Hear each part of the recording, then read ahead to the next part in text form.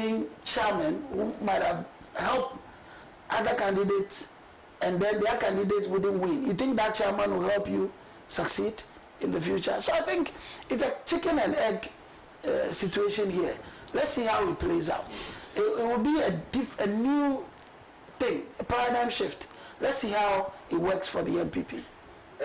President, somebody has a question for you. Somebody has, not a question, a message for you. The president said, "Good morning, champion," to you and the other two gentlemen. Today, Derek, you have met your meter, and I wish Solomon was around. Has Mr. Derek agreed today that he will not accuse Mr. Jato again? Oh. Yes, I agree. You should be blaming your chiefs and not Jato. He gave me 100%. No, I gave you 70. I gave you 80 until you interjected for explanation, but pending reset. And I think that, like I said, I blame the state more for creating the situation and the state for not providing ample information. Today he's provided information. It's only a fool that in the face of information does not change his position. But then again, I mean, the information is good, but the next thing is let us all help to reset, including him. And I like the question you asked him about how he's going to reset. He's agreeable to resetting so that he doesn't get public backlash. However, he said he's not willing to give you his strategy because of course competition with I'll never do it. He has not agreed not to give me the agreement. He has not agreed not to give I'll give you the agreement. So let me see the agreement. Yes, then based on the agreement, Philip Kaduchi can say that, you know the funny thing, This is all new. yes. The strategy of Iran, they will not have attacked first. Oh really?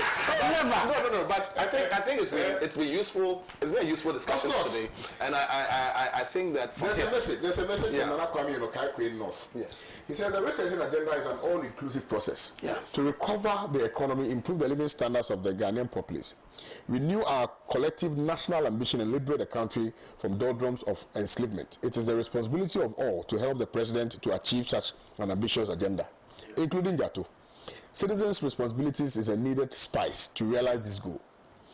All lands illegally possessed, especially by foreigners, must be reclaimed and same put to national use. Ghana will work again. Nana Kwame from Okakwe. My brother, see, there's this bungalow I reclaimed from a foreigner in Cantonment and Laboni too. Foreigners were living in government bungalows for 18 years. One was living there for 18 years, the other was 15 years. They were not paying anything to the state. How can a foreigner live in government bungalows? So 26 doing nothing for government. 26 minus 18 is what?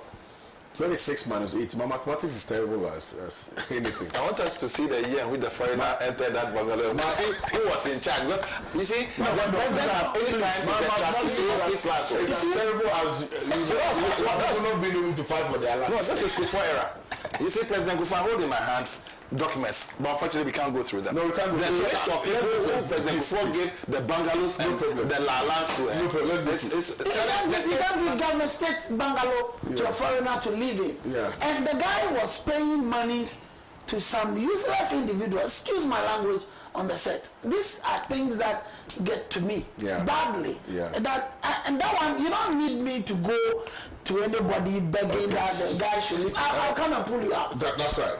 Please, I need the contact of Jato. Jato will never give his number. Somebody is asking me from Nkunya Wurupong.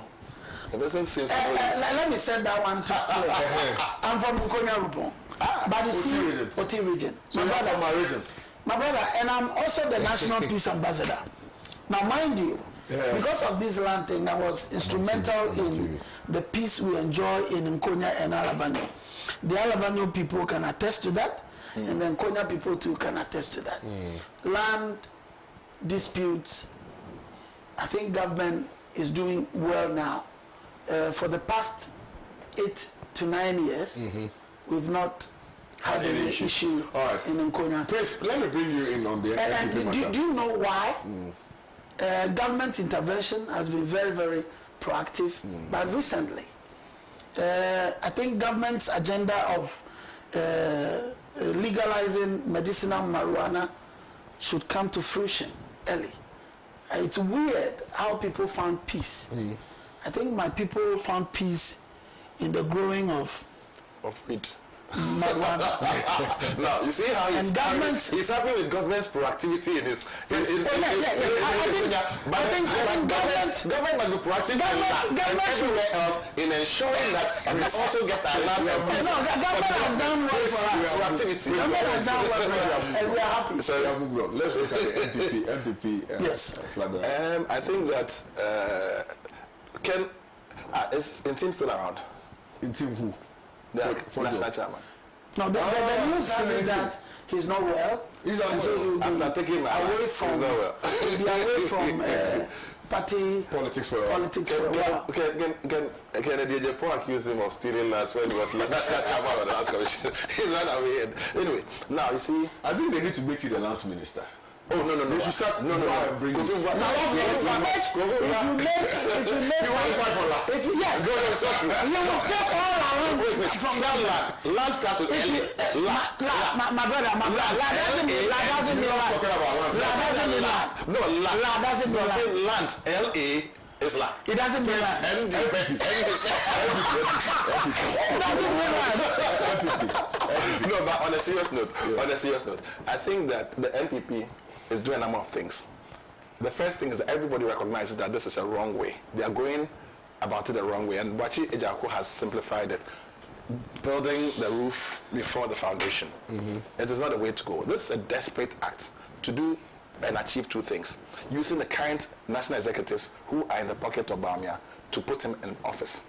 Two is, and that's the reason why some of the people are actually agreeing. Most of these people are expected to be arrested, interrogated, and prosecuted.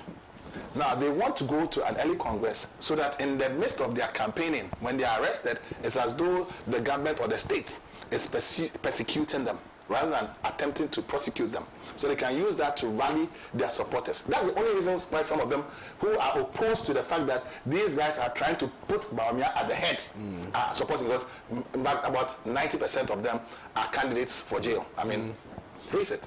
If you look at the spate of crime in the country under the NPP, most of which were discovered even under their regime, much of which has been, investigated, and the findings are so horrible.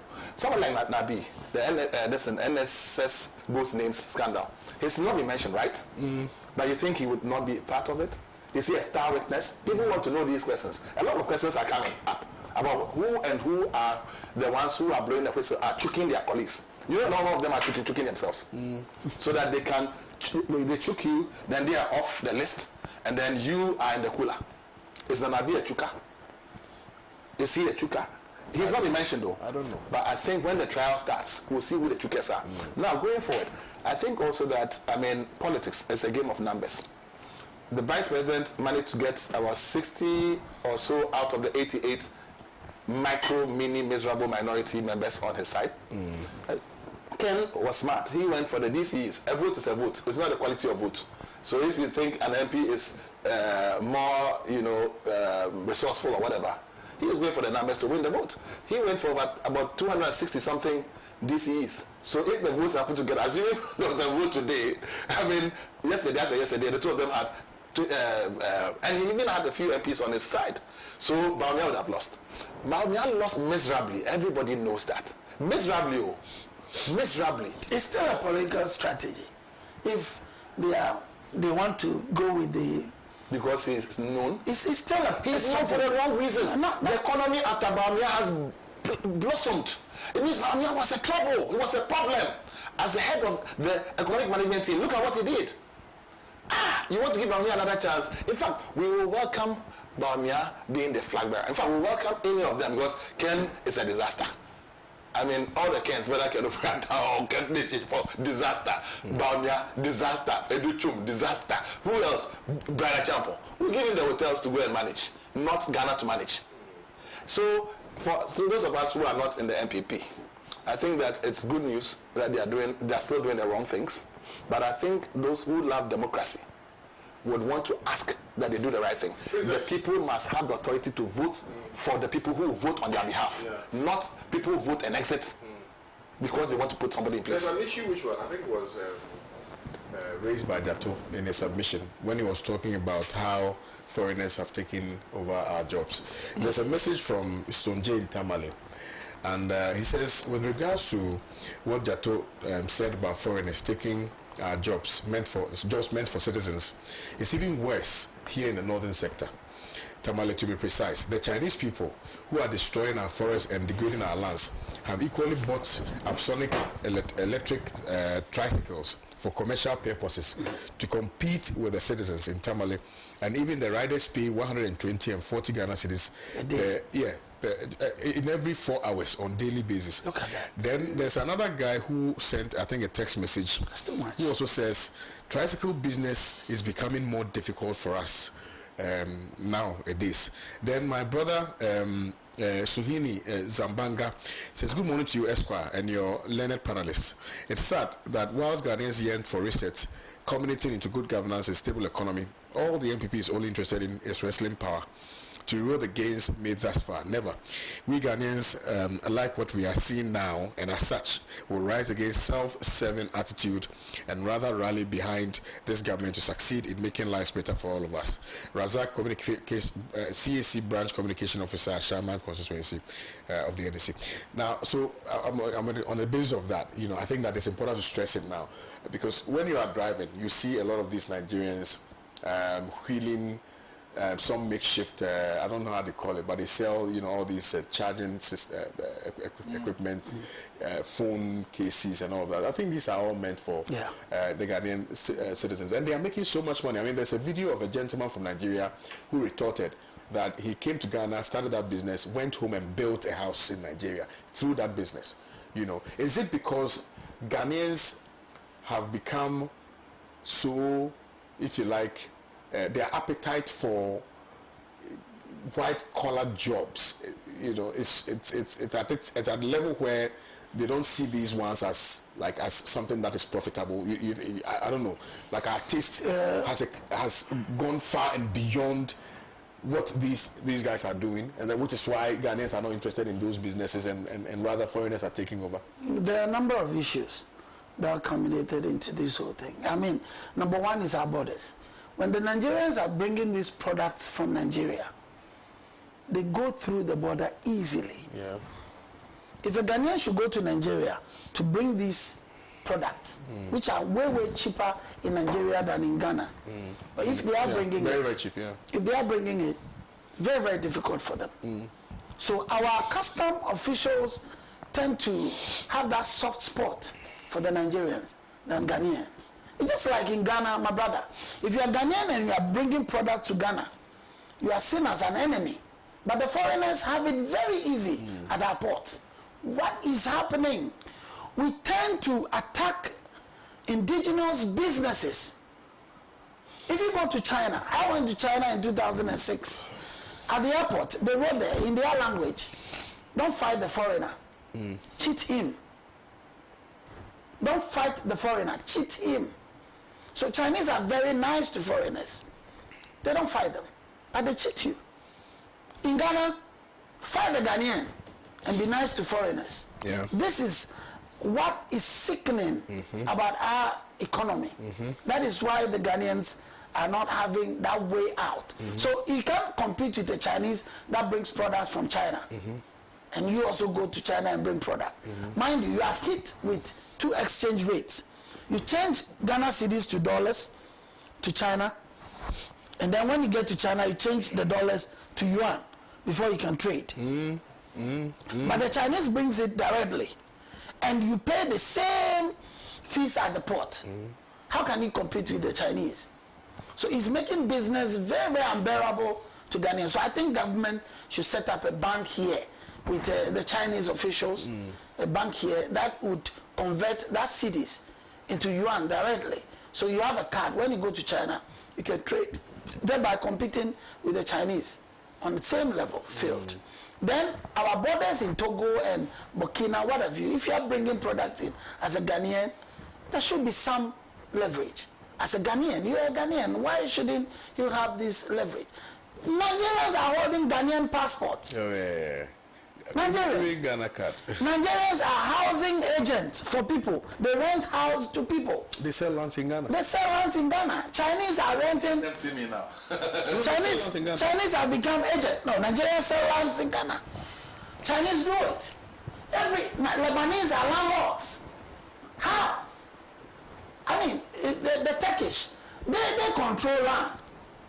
What are we doing? And then we are attacking our own all the time. I think it's time we look at all these avenues and work it out so that the resetting agenda should include all, but the Ghanaians shouldn't be sitting down thinking the presidency is going to reset the whole regime working alone. No. Identify loopholes, do your presentation to government, and government would actually give you opportunity to also manage a sector of the economy and make gains and employ more Ghanaians. I think that is the only way forward. How do you think we can resolve this issue of foreigners taking over and that's why I asked the direct question, because I don't know whether we are not interested in these businesses. My brother, Ministry of Trade alone cannot do it. Yeah. Ministry of Trade alone cannot do it. What is the policy direction of Ministry of Trade and Industry? Because you see, I think that there is a huge disconnect between trade, industry. There's a huge disconnect. Because you see, even in Ghana, for a number of the products that are sold on the streets, most of them are not produced here. That's number one. Number two, the kind of, if you like, value, that we are supposed to place on even the things that internally we are able to produce is not there. So technically, you are selling, but you are not really making enough money from the products that you are selling. Okay. And then also, there's this, because of international trade, it's what we call trade diversion or diversification, where people can bring it. So, because of international trade and, all those treaties that we've signed, Chinese can bring their products into the country. Yes. And so when the products come into the country, they call it dumping. They bring it here because they produce it there at a cheaper cost. The cost is cheap, so they can sell it to you at a cheaper price. Now it gets into the country, and then you find that the foreigners who have immigrated into the country are the ones who are taking advantage of it and selling and retailing them. So that's what selling and retailing. Because you see, there should be that, if you like, convergence as a point. Where there's trade, there's industry, there's if you like, all the other sectors playing an important role to ensure that whatever businesses we create as Ghanaians, thrive. And then the other ones which really we do not create, we also take advantage of same and make sure that the people benefit from it. May I have my bite on this one? But I want to also indicate that the notion of the bank and the bank card thing is, for me, very interesting. It's not a novelty per se, because in my submission, for example, when it came to the land sale, I introduced the issue of the La Bank as the bank of choice to be used in transactions. So I think I agree with you that it will be a useful thing. I look at also the dollar rate.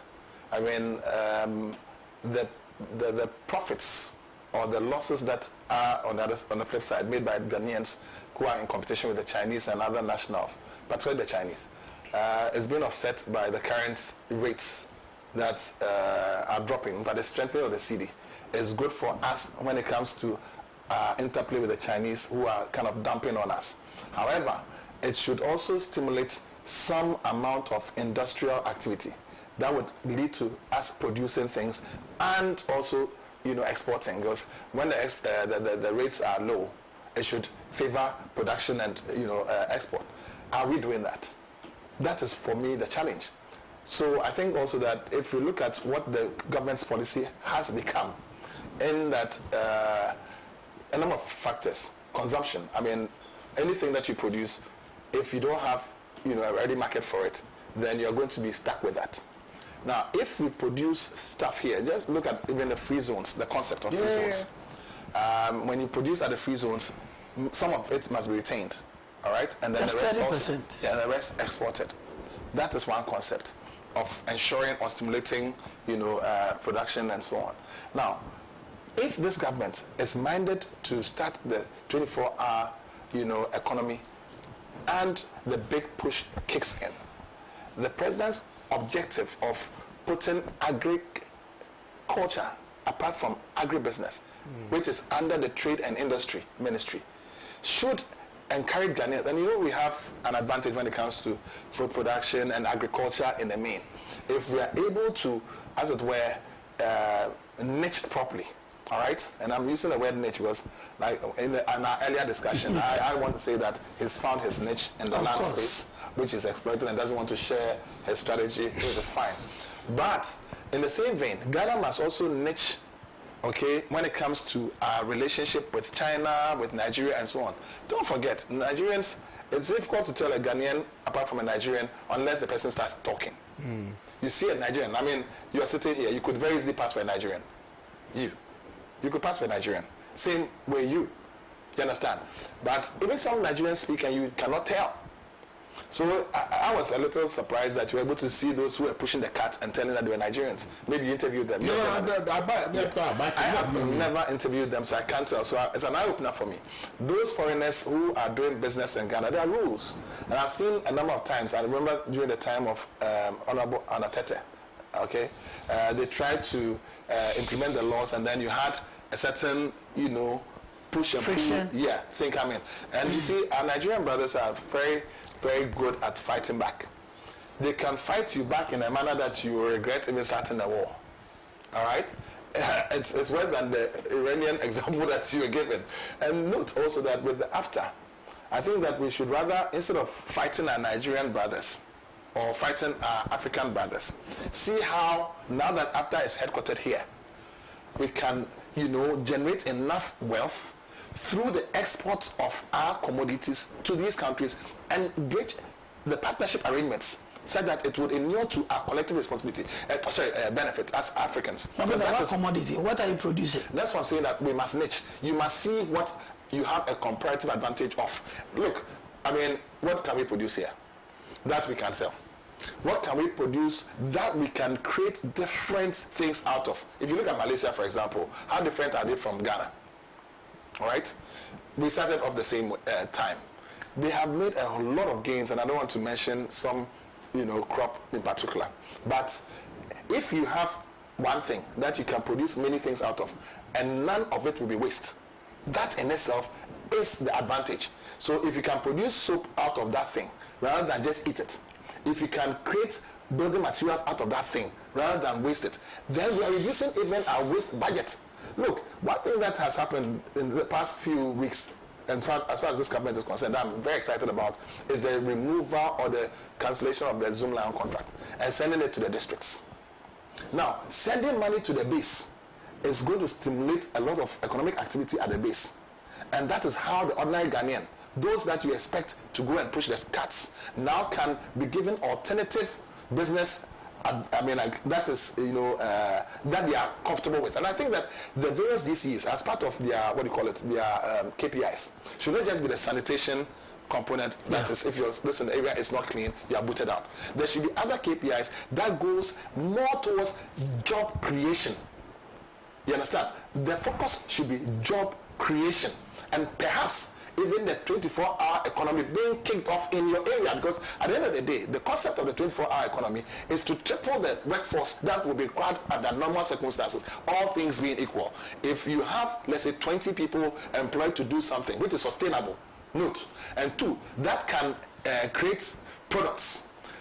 If you have a machine, let me ask you this simple question. If you have a money-making machine, will you turn it off because you want to sleep? No. Good. So if you have two other people who can keep it running, all right, then you'll be making more money. No, and that is what the concept of the 24, you do 3 jobs in the same I'm telling you.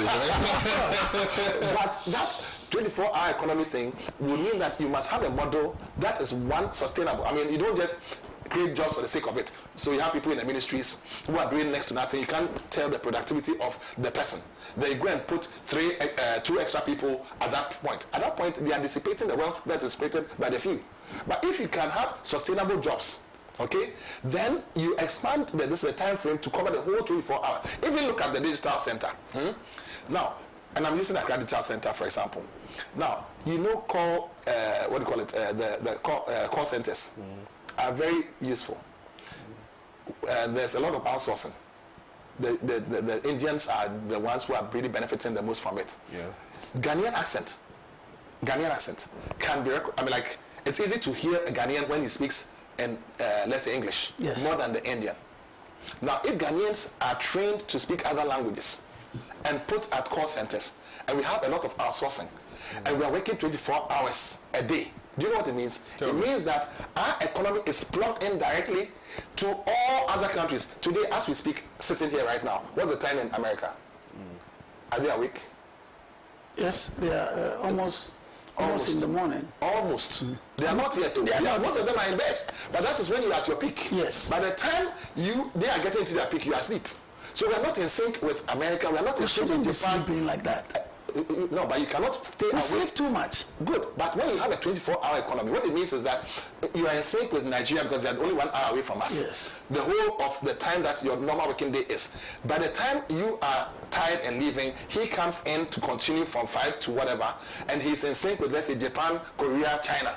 Then I come in the next. You see, that concept of the 24 is a game changer, just like the reset. But my brother, you see, I like his take on this topic, but the Ghanaian, we are talking about Ghanaian. Have we built capacity? We must. To handle these sectors of the economy. The Ghanaian today, the youth, are more inclined to betting than anything. Yeah. If you see Sadly. the teeming youth gather at a TV station, a TV, just a small box, and it's about gaming. Are we building capacity? If we don't take time, foreigners will come here and take over everything. No, they are taking over everything. We are not. Well, let him learn. No, I'm just saying that the alternatives must be. I mean, are you saying that people who are coming to our country got alternatives because government created them? Some people train themselves. You can build capacity by training yourself. I don't think you went to any media school to get to where you are. I don't think you went to any media school. I don't think, are you a lawyer? No. By profession? No. But you speak like one. Yeah. No, because I understudied a lot of them. Thank you. So I think personal capacity building should be at the forefront of every human being, because you want to make progress for yourself, then the country at large.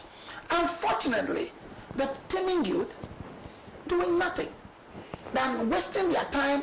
Our girls are shaking ass on social media. Oh my goodness. Excuse my language, but that is what they are doing.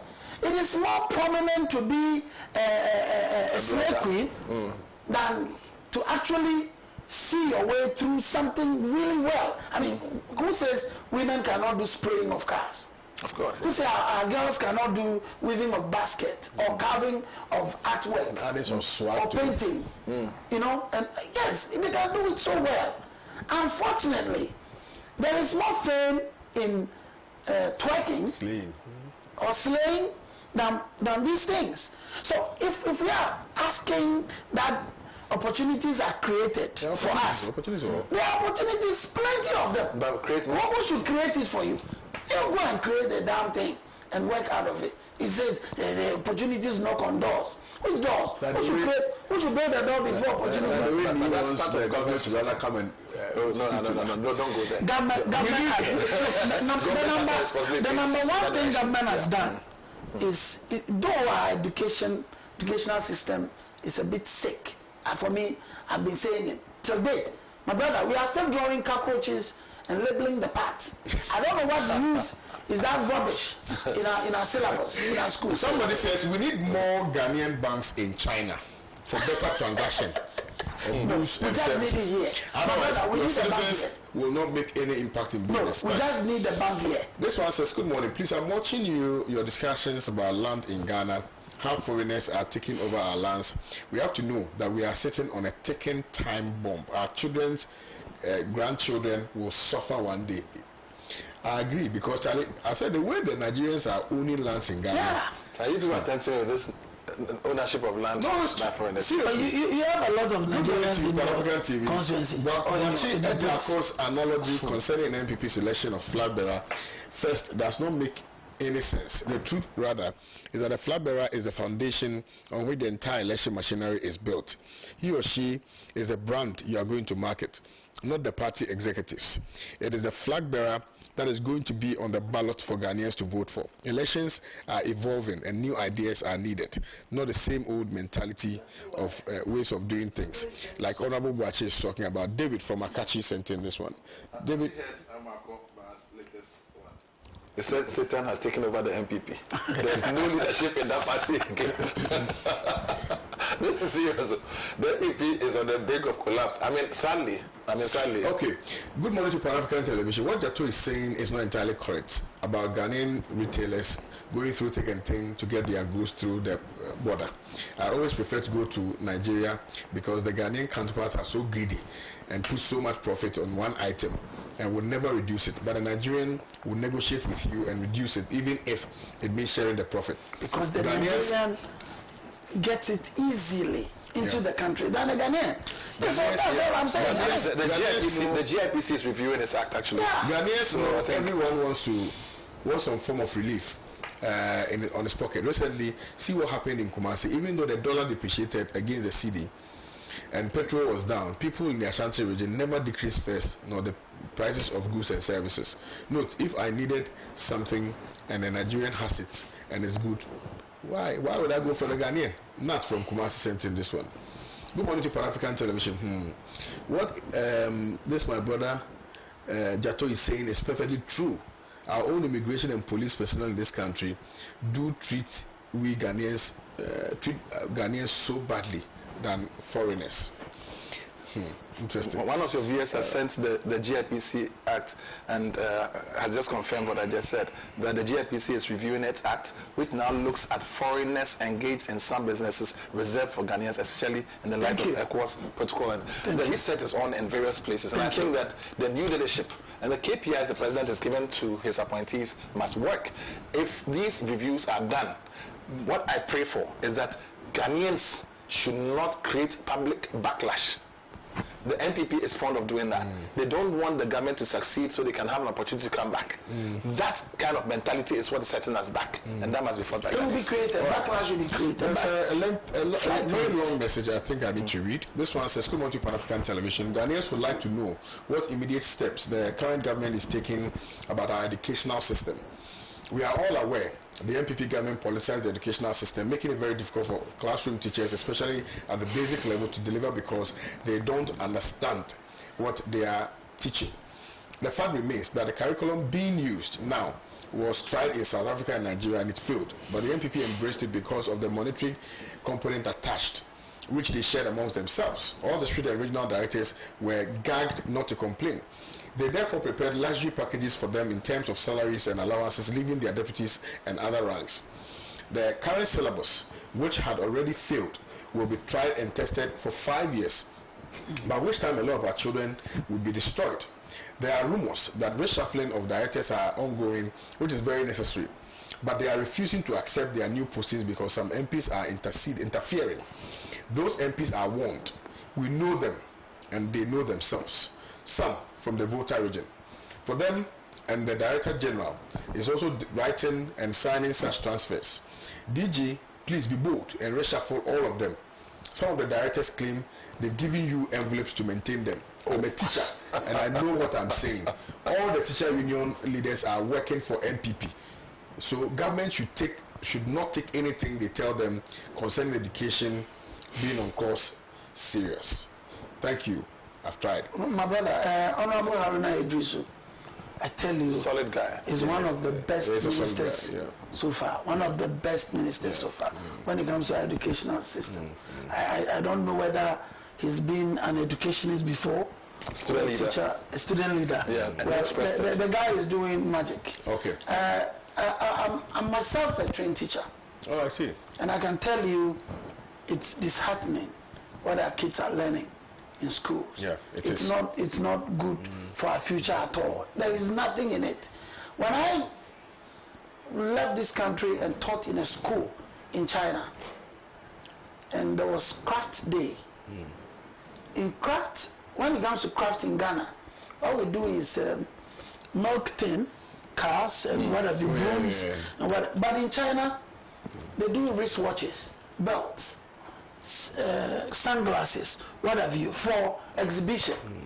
And so all these watches we wear here and the hats and the belts and what have you, they are just cracked from primary school in China. And so why can't we have a look at the curriculum to suit our needs? Unfortunately, we are just copying and pasting systems that people have tried and failed, just as you've put it. So I think Honorable Haruna Idrisu should be bold and tackle our education with that needed benefit that it would deserve going into the future. Otherwise, we are in for a long or a population of betters like we are. I agree. Because they finish and they cannot do anything apart from betting. Very soon we'll bet with who becomes the president of Ghana. Let me read this message. Let me read some of the messages. Good morning to you, sir. Soft spot for Jato. Anytime I come in, then you... No, President, I was reading messages. This is the first time Jato has been on the show. Yes, this is the first time. Yeah, no, but I'm saying that... Good morning to you, sir.